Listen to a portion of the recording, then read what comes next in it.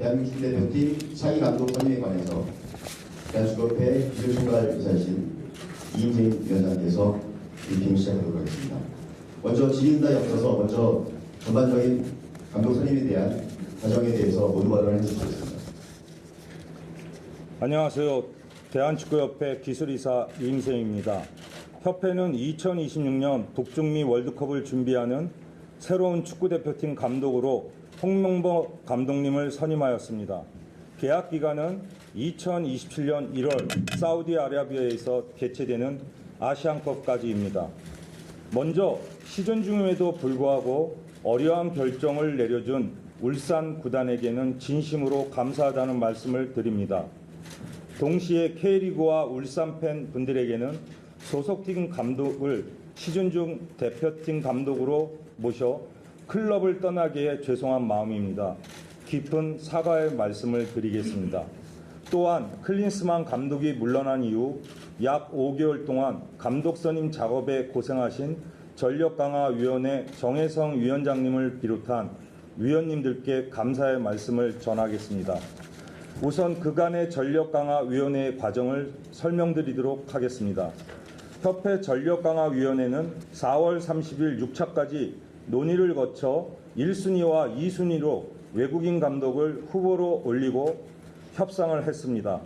제가 이 자리에서 공식적으로 누군지 이름을 밝히지는 않겠으나 그간 언론에 계속적으로 언급되었던 분들이기 때문에 여기 계시는 미디어 여러분들이 알고 계시리라 생각이 됩니다. 결과적으로 이 두 분과의 협상은 무산되었습니다.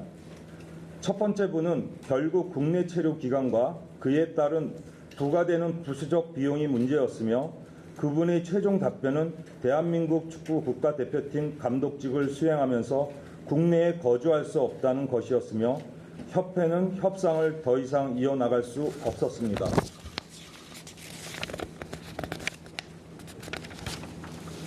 두 번째는 다른 국가 대표팀 감독 현직에 있었던 분으로 본인 자신은 현재 계약던 직을 정리하고 우리와 협상을 하고 싶어하는 의지가 많았으나 소속 협회와의 관계에 따라 무산되었습니다. 그 이후 전력강화위원회는 7차부터 10차까지 회의를 통해 최종 후보군을 선정하고 나머지 절차는 정혜성 위원장님께 위임하는 것으로 종료되었습니다. 그 과정에서 정혜성 위원장님이 사퇴 의사를 표하게 되었고 최종 후보로 결정된 5명을 이어받아 기술이사인 제가 이어나가게 되었습니다.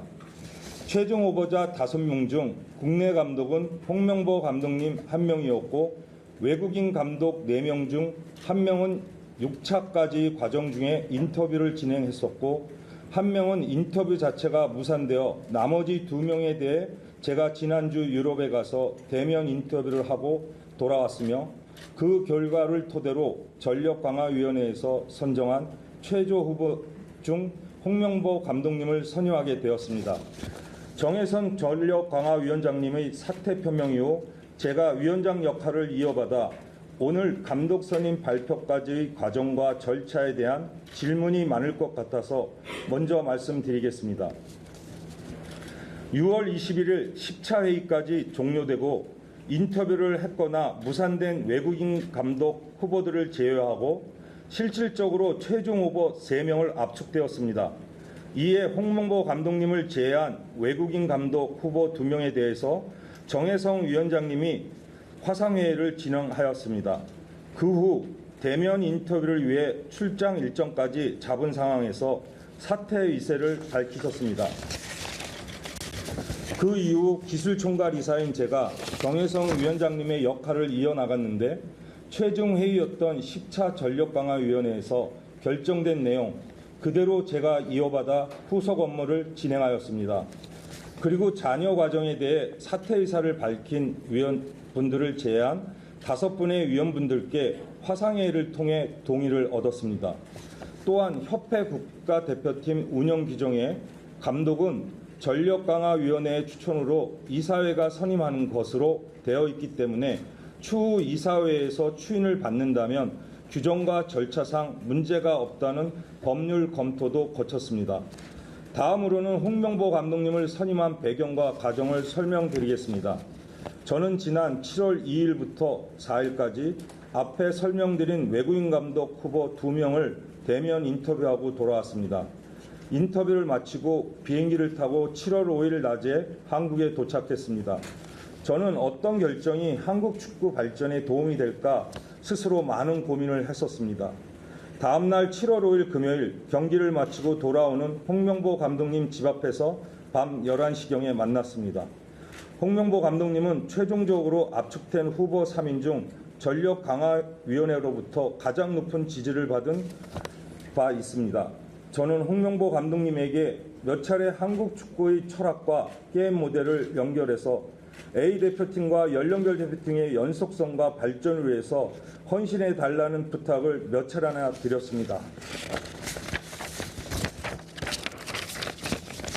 존경하는 한국 축구 팬 여러분, 그럼 왜 제가 홍명보 감독님을 선정한 이유에 대해서 말씀드리겠습니다.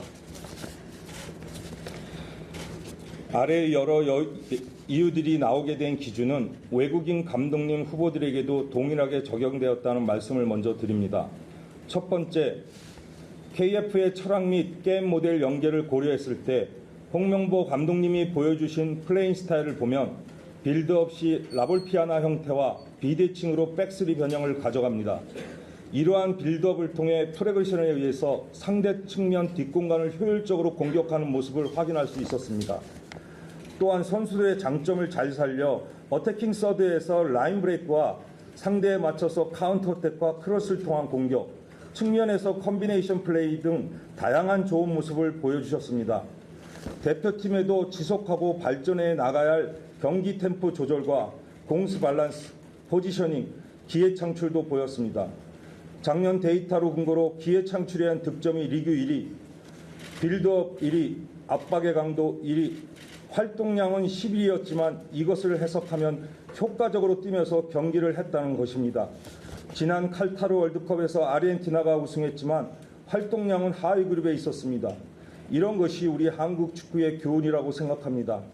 그리고 무엇보다 중요한 것은 홍명보 감독님은 이전 A대표팀, 언더23세 대표팀, 언더20세 대표팀, 지도자로서의 경험과 협회 전무로서 기술, 행정 분야에 대한 폭넓은 시야를 가지고 계시고 이런 부분들이 앞으로 우리가 KF의 철학, 각급 연령별 대표과의 연속성 그리고 연계성을 강화하는 데 큰 도움이 될 수 있을 거라 생각합니다. 두 번째, 홍명보 감독님의 리더십입니다.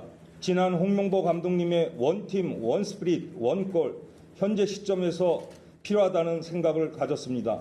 따라서 한국 축구가 유지해야 할 정신력, 조화, 원팀 정신을 만드는 데 탁월한 능력을 가진 감독이라 평가했습니다. 지난 2명의 외국인 감독의 교훈을 삼아 팀 내 자유로움 속에 기강은 필요하고 대표팀의 창의성 유지 및 원팀 확립을 위한 적임자라 판단했습니다. 세 번째, 외국 감독의 국내 거주 관련 이슈를 교훈 삼아 K리그 우수 선수를 발굴하고 국내 선수 컨디션을 체크하고 연령별 대표와의 연계성과 지속성이 중요한 요소들이기에 국내 감독 선임이 필요하다고 판단했습니다. 네 번째, 외국 감독 후보자들과 비교해서 성과를 더 입증했다고 판단했습니다. 리그 2번 우승, ACL 4강 진출, 2025년 클럽 월드컵 진출, 22년과 23년 올해의 감독상, 언더20세 월드컵 8강, 언더23세 올림픽 동메달, 연령별별 성공 경험을 각급 대표팀과 공유. 다섯 번째, 당장 9월부터 월드컵 3차 예선이 시작되는 시점에 외국인 감독이 한국 대표 선수들을 파악하는데 시간적으로 부족하다고 판단했습니다. 여섯 번째는 대표팀 지도한 경험이 아주 중요하다고 판단했습니다.